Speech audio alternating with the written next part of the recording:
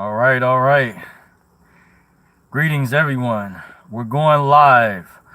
Greetings. Welcome to Dorsey's Resource. First, as usual, before we get started, I'd like to give a disclaimer. This video is going to be for educational, informational, and entertainment purposes only. Please understand everyone's individual circumstance or situation may be different. It's up to every individual competent person to please do his or her homework and research regarding the matter being discussed. This information is not to be construed as legal advice. In the event you feel you need to seek a competent professional, it is encouraged that you do so at one's own leisure. Dorsey's Resource Channel is not liable or responsible for any misuse of this information. These are simply my opinions on the said topic. Everyone is responsible for their own affairs. Now, without further ado, let's get into the topic. Thank you guys for joining me. I'm your host, John Dorsey. This video is by special request. I wanted to come before you guys earlier during the afternoon Saturday. I got tied up. I wanted to take care of a phone call. You guys have been really awesome. Great. I want to thank you all. Big shout out to all those who donated recently. Those who did pay for the private coaching. Big shout out to you all. Appreciate you. And thank you very much for joining. So this video is by special request. The topic of this video, it was asked the difference between the redemption movement and the Dinar Guru's redemption centers. This video, once again, is by special request. This is from Currency 365. He asked on my Twitter handle, he says, Dorsey Resource, can you do a video about the differences between redemption movement and the Dinar Guru's redemption centers? This is, a tough subject for me. I'm going to try to tackle it the best I can. I was kind of looking for more clarification. I had to read it several times, but I did take a few notes with me. So I replied, I said, thanks. I said, yes, I can. You're welcome. What I will attempt to do is explain one segment of the redemption movement I personally experienced. Now, this is something, in case you all are wondering, I've kind of touched on in the past, by the way. I don't talk about as much anymore, but lately I have, dealing with the global currency reset, the dinar. There's been a lot of new developments, and thank you all for joining. It is real late, like I said, to reiterate once again, but after it uploads, I did have another video planned, so maybe I can come before you guys, since we're already into Sunday now, later today, sometime. I may be able to do a video on another topic. We'll see how well this video does.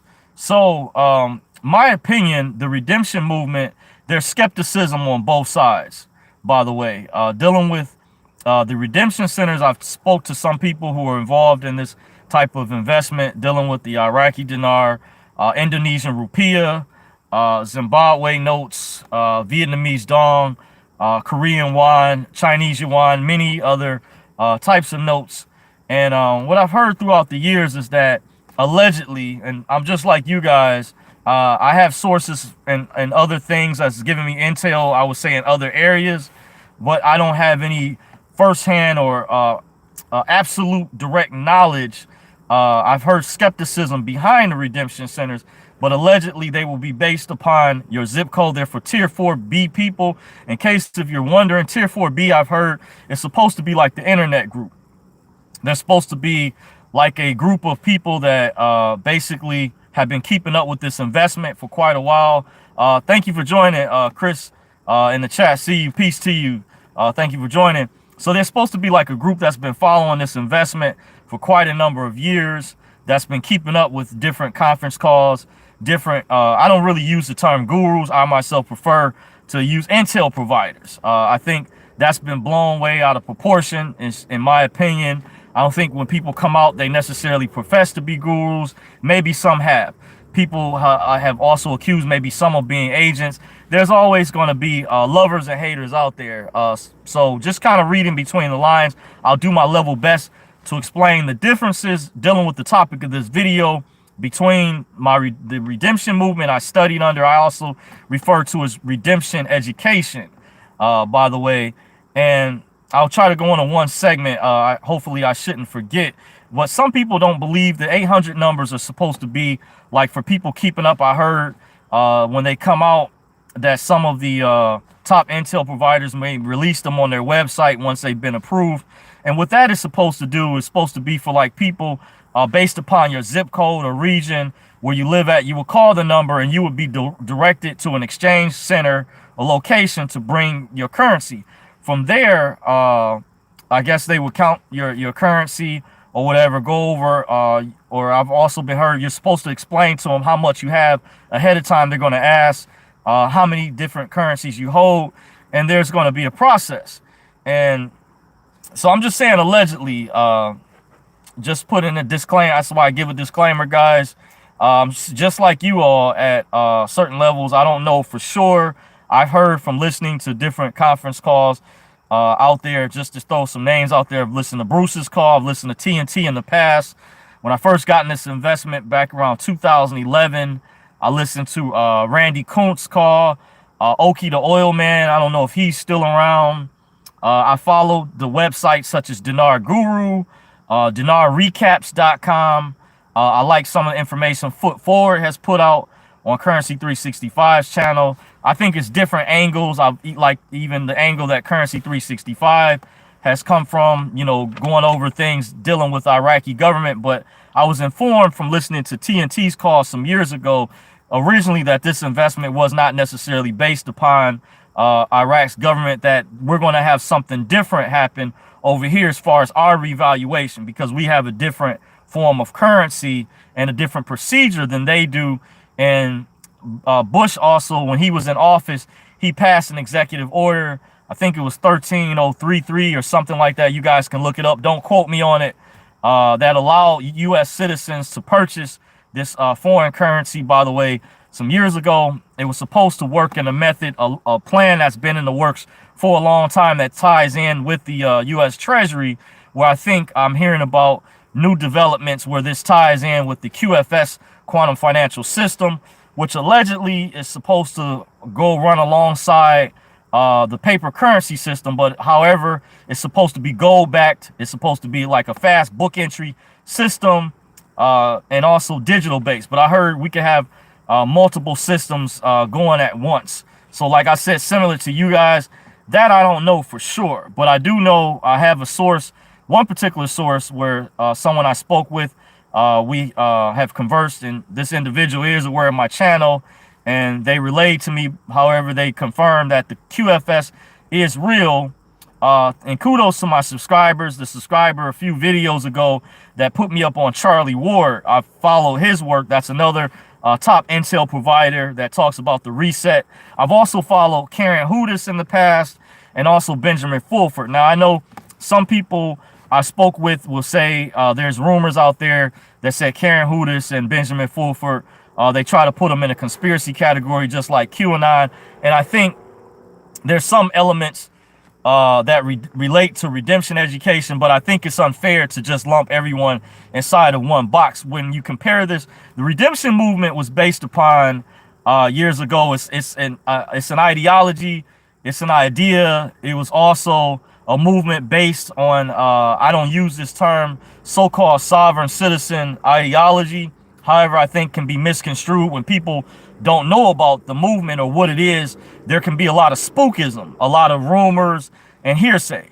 For example, there's rumors that people put out there because, let's say, they have a biased agenda towards that movement, or they don't like it. Then they'll say that everybody in that movement doesn't pay taxes, or they don't have a driver's license. And that is not true. I'm someone from speaking from experience. I actually studied in that movement. However, I never use that term because sovereign citizen is a umbrella term that's used to discredit people. I was also informed that you can't use two nouns together. You actually want to refer more so to being a private citizen, or what it means to learn how to become a private citizen, versus these umbrella terms. But these are names that are oftentimes used when someone shares a difference of political views and doesn't like something, and they'll accuse it of being conspiratorial, or they'll try to make it look like it's something that it's not. And then they'll lump everyone in that category. And like I say, to reiterate, that is disingenuous, and that is unfair, and that is very biased to do that. And I say you have to be careful. That is also stereotyping, by the way. But you do have troll channels out there that draw these comparisons together. Now, to get to the meat and potatoes, I think reading between the lines, the segment of the redemption movement that I studied under that got into like some high net worth, high level information, I brought with me as an example I've shown before in some of my previous videos, is there was a private event that I attended some years ago, by the way, and I keep this on me just as evidence, even though it has expired. And by the way, this card was deactivated. Now, to explain, there's different types of black cards too, by the way. If you guys can see, I'll hold it up to the camera. The digits are sort of faded out.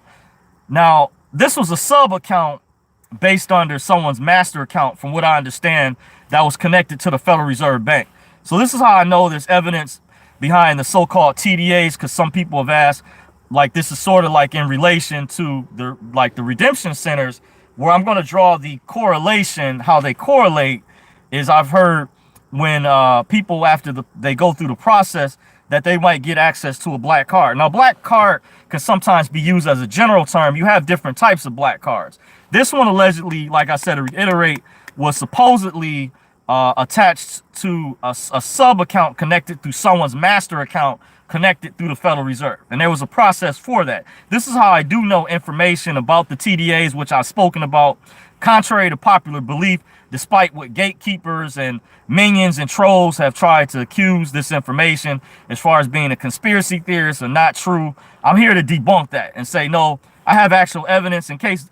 And this card was created before the chips were mandated, like on a lot of the newer cards, for example. I won't show the whole card, but, you know, one of the institutions, you know, I bank with, this is like the chip, this little gray box that you can see right here. This is a chip. So this card was mandated before that. This is why this card doesn't have a chip, and this card basically does, by the way. So I believe there was an agenda behind that, just using this as an example to kind of show you guys as much tangible information I can while I'm at the slavery work plantation, by the way, just so you guys know, wink, wink. So you guys know I try to use my level best to use props to kind of drive the point home, but bringing the correlation together. This card right here also had, holding it up to the camera once again, also had like a magnetic strip on the back where if you swiped it, you can kind of see from the angle up here that I did test it out in an ATM machine, but I followed all the rules, all the instructions at first when I attended this event. By the way, we were made to sign non-disclosure agreements earlier on, but giving my opinion, as I have in other videos that I've done in relation, I feel like they were the ones that actually broke their oath, their terms of the agreement of the contract that states when one party doesn't uphold their end of the agreement, the other party has the right to do what? Yes, you got it. Terminate their end of the contract, their end of the agreement. And I felt this was very egregious, but I'm not going to get on my personal feelings, trying to stay on topic. To draw the correlation, keep in mind that the black card, this is also, can be used as a generalized term, but there's different types of black cards. You have a black card through American Express. You have, even with some banks, will change the color of your card, and you can request, instead of having like a blue card, you can have the color as black to kind of give that mystique. Now, there's some other types of black cards that are offered, I hear, for lines of credit, people that have businesses, that may be high net worth individuals involved in private banking or wealth management, which kind of correlates to this, by the way. So I've heard, allegedly, when people, after they exchange, getting large sums of currency, by the way, that types of cards can be offered, different types of concierge packages. But once again, I've never gone through that process. I've never been rich before. I've never been wealthy. However, I do have experience from that event that I attended, where I went through the process.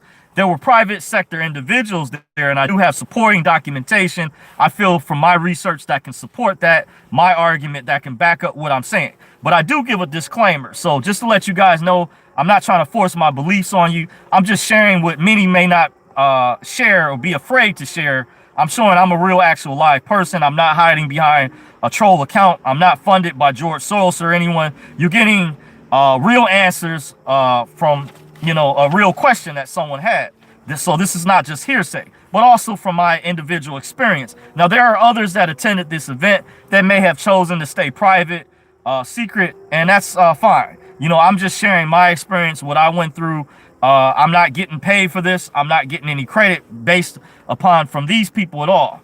You know, I also decided not to go back last year, but I felt because of what happened to me in my situation, I could provide a level of insight for those who are curious, who thinks that this stuff is just conspiracy theory. Like, oh, Dorsey, that stuff is not true. You flew over the cuckoo's nest. This is all fake. That sovereign citizen stuff doesn't work.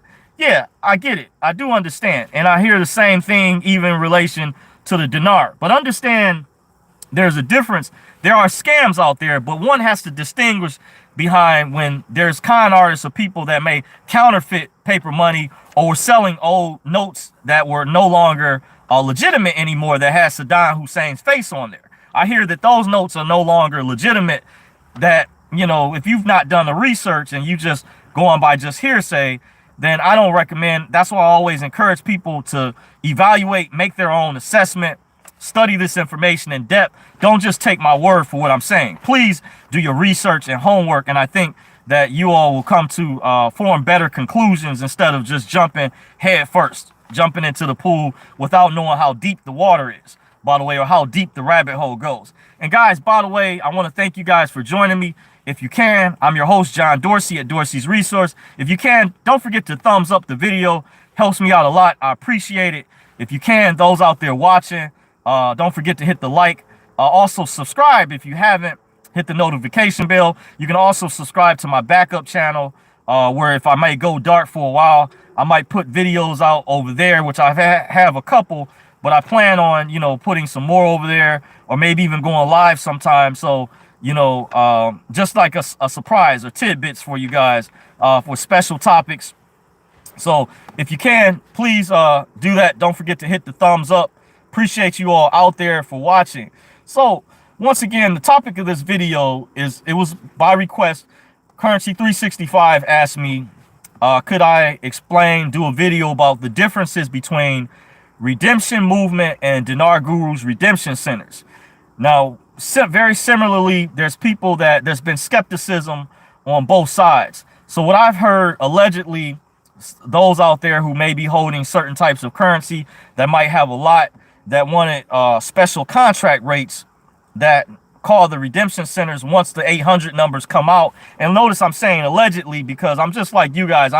In that regard, I don't have any information or sources that have confirmed. However, I have had a source who has stated to me that, for example, that some years back, well, maybe I won't go into all of that, but he just stated recently that there's only supposed to be a few banks involved because one particular bank got penalized or got in some trouble, and I believe that was Wells Fargo. They were supposed to be a lead bank, but I hear that HSBC is taking over, and I hear that Chase is supposed to be like a sub bank in this process, by the way. Just to keep that in mind, in case you guys are wondering, by the way. So, getting back on the topic of the redemption centers. So if you have, I was told, a high net worth, or you're holding a lot of currency, by the way, that you may get access to one of these or whatever. Because like I said, I don't know. We won't know once until this manifests, until it happens. And at different banks, some people are in a different category in terms of their assets or net worth or how much money they make. They're in a different income bracket. There's different levels. So you have at some banks, I heard they don't really go over this too much anymore, but you know how you have personal accounts, you also have business accounts. So I went over personal, business accounts. Then you have another level that deals with private banking. And then you have a level greater than that that deals with wealth management. That's like at the ultimate level that manages, of course, it speaks for itself, very high net worth people. There are different categories. In some institutions, I went on, you read the websites, you'll find out what the requirements are to fit in those categories, by the way. And some of these things I haven't touched on because I feel they're too sensitive. If I started a Patreon account, or maybe I was hearing information that YouTube now has a subscription service, I can probably talk about these things or go more in depth. because due to the sensitive nature, I feel, and then it will also help keep down on the trolls and allow those who are more serious about learning these type of topics, you know, for me to really delve deeper than I normally do. So hopefully I'm helping out so far, explaining the differences between the redemption movement. I also have a book that I ordered some years back, not too long ago, that I bought off of Amazon.com. This was the original version. This is no longer in print. They updated this book, and this book dealt with like the redemption movement. So there's been skepticism. So just to let you guys know, if you're curious, there are books out there for people who are non-believers. Like I said, to reiterate once again, that's why I encourage everyone to do their own homework, do their own research. Don't just take my word for what I'm saying or sharing. So you would be aware and you can come to your own conclusions and decisions and evaluate and discern what I'm saying is correct or not, if you follow me so far. So going alongside, so kind of personally, what I experienced when I went through this situation, dealing with what I had to go through with this black card. This was deactivated too, by the way. I also went over that this was before the chips were mandated, before this was allowed or implemented. And I heard that we were cut off of this at the event I attended some years ago. May have been like an unofficial prosperity program. However, they didn't come out and tell us that it was a prosperity program, and they didn't confirm that there was a correlation to the global currency reset. But I was told, informed, that there was some type of correlation behind the two, by the way. But the individual who was like the head didn't come out and admit that, just putting it on record, by the way. So at the time, I followed all the rules. I did follow the requirements. I kept my mouth shut during that time period until I decided to go public. Of course, a lot of people would be upset, you know, feel like this was snatched up under the rug because a few bad apples messed it up for everyone else. I heard there was allegedly people out there who were emptying out ATM machines. There was a guy buying expensive sports cars, reselling them. I was informed he was going to have to pay that money back to the Federal Reserve, which is interesting. I don't know how he would have been able to do that when it's coming out of his own exemption. However, by the way, they controlled the amount that you could withdraw or use, because like I said, to reiterate, this was a sub account through the individual's master account. I'm just not saying through the organization, because if you go on the Federal Reserve's website, I was explaining to someone earlier yesterday, Saturday, that the date was the 22nd, August the 22nd. We're now to the 23rd, that you literally need research teams to study, learn this information, because if you don't have someone who's already on the private side, which, you know, they're not generally, it's going to be rare, hard to find someone who has the knowledge, capability, that knows how to fill out the application to receive one of these. I mean, and I'm not referring to like business credit or corporate credit, because those are other different types of black cards, by the way, which I kind of touched on. But this was something in a different category. So sometimes there's also mystique behind the black card too, by the way, and people get confused. But this is sort of related. This is a segment that correlates to the so-called redemption centers when the 800 numbers allegedly come out. If this is true, like I said, to reiterate, I'm just like you guys. I don't have any sources that high up. I have had in other areas confirm things that are true. I do have receipts from banks and a brick and mortar location in terms of foreign currency, and one specifically a brick and mortar location that dealt with foreign currency, just to provide validity behind this type of investment, by the way, without necessarily saying names or putting names out there. But this is why I also give a disclaimer. So this is not financial or legal advice. Any event you feel you need to seek a competent professional, it is encouraged you do so at one's own leisure. Once again, just to reiterate, by the way, so just keep that in mind. So this is the correlation I feel related to the redemption movement. There are non-believers, just like the redemption centers. There's people that say, oh, they're going to set you up to take your money if you call the 800 numbers, and it's fine to be cautious. That's okay. But I heard it's supposed to be based upon your zip code, and you would just basically you would be going through a process, because I did hear they're going to run a background check allegedly, and then if if you do a special contract rate, I definitely heard there's going to be like a tough non-disclosure agreement, by the way. And the special contract rate, this is another thing that kind of reminded me that ties into the redemption movement, or redemption education, as I like to call it. The so-called special contract rate, I've heard that you have humanitarian programs. This is the relation where I heard from listening to Bruce's call. I found that to be quite ironic, because that was very similar to when I attended the Pastor Tony King seminar some years ago, or known as Kingship Manna Coalition. They talked about that we would be required, when we receive these black cards. This was a separate transaction. I didn't know this originally. That was supposed to pacify us. In the meantime, that was supposed to be separate for our transaction from the DTC. That stands for Depository Trust Corporation, also known as DTCC, Depository Trust and Clearing Corporation, which I believe is also, there's a public side and there's a private side. By the way, hold on for a second. By the way, that the DTC is their parent company, is supposedly Seed and Company. I heard there was things that took place years ago. We're moving into a new era too, by the way. So the correlation was, I was informed that, like I said, I don't know, they didn't come out and tell us. This may have been like an unofficial prosperity program, which I heard about when I first got involved in this investment, that there were prosperity programs out there. Many of them are no longer around. Some people believe a lot of them, some were scams, fakes. There were quite a few of those out there. In the past, they were known as HYPs, high yield investment programs, by the way, that were out there allegedly. Just keep that in mind, which had some similarities. Keep in mind, by the way.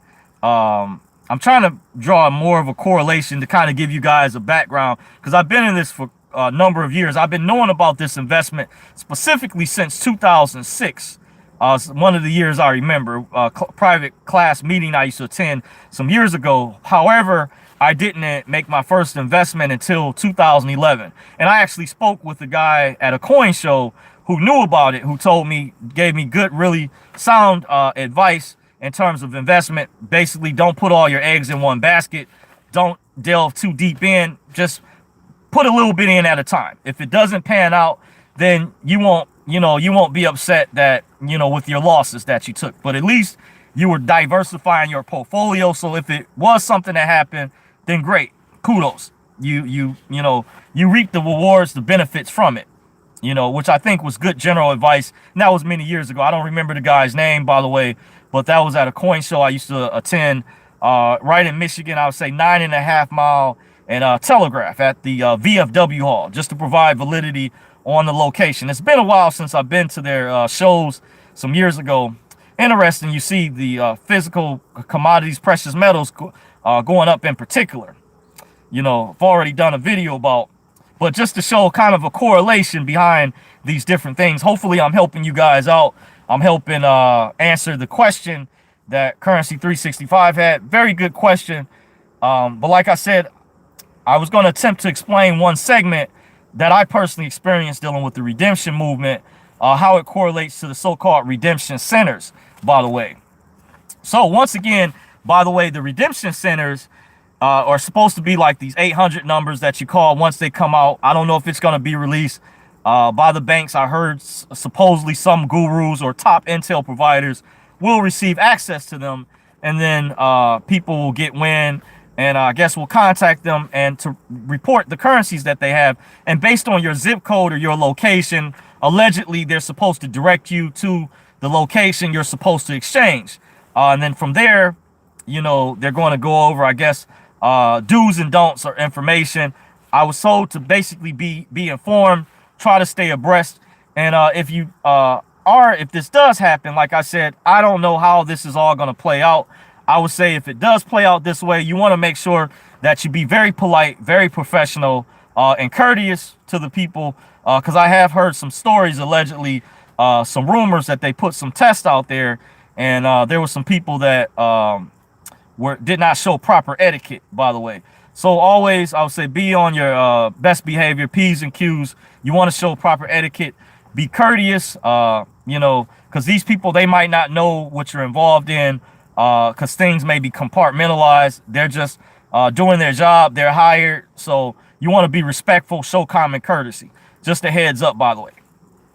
You know, so hopefully so far I answered the question. The topic of this video was, could I explain the differences between the redemption movement and the redemption gurus? So I touched on, very similar to listening to Bruce's call, he touched on that you will be required, supposedly, I don't know how big a requirement it was, to do these alleged humanitarian projects. And I'm kind of skeptical of that myself, because when I received this card some years ago, by the way, I felt we were left hanging. Those of us who had paid hundreds of dollars to attend this event, and only to have this card deactivated, and some were allowed, basically the idiots out there who messed up for everyone else, and they weren't punished, or at least we weren't told, because they considered us, everyone, they would call us a family, one as a whole. So when one person messed up, it messed everybody else up, which I disagree with. I think the requirement should have been, you know, the onus should have been on whoever was irresponsible. You know, everybody shouldn't have been punished as a result. And once again, to reiterate, I heard this transaction was separate from the DTC's transaction. This is what I was told by some other people behind the scenes that also attended with me, because I had questions myself. I was like, what the heck is this? You know, you ask, you know, I'm inquisitive just like you guys are, other things. And you know, some people might have felt it was a bad experience, and I can kind of relate, definitely. Some of you guys have said that even on my behalf when I explained about that event. And maybe I can revisit that in a whole separate video. But I'm just showing the correlation between the redemption movement and the Dinar Gurus redemption centers, allegedly, that some people I know don't believe is true. So once again, I don't know if it's allegedly going to be a requirement that you're going to have to do humanitarian projects. However, I know they were pushing that heavily, but I felt the first humanitarian project should have been taking care of the people at that event that I attended, that where we received these things, because we were cut off, and that was just devastating to a lot of people who were still working jobs, who had to schedule time off from work, hotel rooms, etc., that just had the whole rug pulled beneath them and just had to basically pick themselves back up. Very devastating, by the way. And like I said, I can touch on that again. So hopefully I've helped out. I'm going to get ready to shut things down in this video. I appreciate you guys for joining me, the few that did. If you can, don't forget to thumbs up this video, share this video if you can.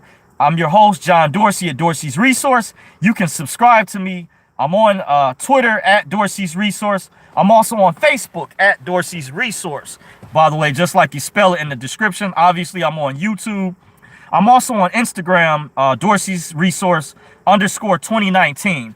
That's my more liberal side. Now, Twitter is my more conservative side, by the way. Dr. Jekyll, Mr. Hyde. So, you know, it is for what it is. But Instagram is like my more laid back side. If you want to follow me on there, see the other side of me. My Twitter handle is like my more political side, you know, where I swing, even though I'm not a registered voter. I have not been a registered voter since 2004, but I do admit I swing more to the right, and I do have my opinions about the whole situation and the way I assess information and do investigative research, too, by the way. Oh, I almost forgot to acknowledge you guys in the chat, the few that joined. Gretchen Helm says, peace and bliss, PC, fire. Thank you, Gretchen, for joining. Dr. Ed says, I'm on deck, bro. Appreciate you guys for joining as I'm getting ready to go. Like I said, once again, don't forget to thumbs up, share this video. You can follow me. I'm on Twitter at Dorsey's Resource, on Instagram at Dorsey's Resource _2019. I'm also on minds.com too, by the way.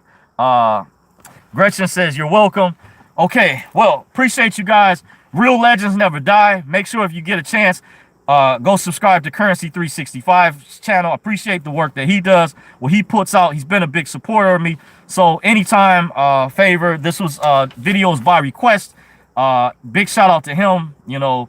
And once again, you know, I appreciate you all for joining. Until next time, everyone have a blessed night, blessed weekend. Take care, stay safe. Until next time, peace.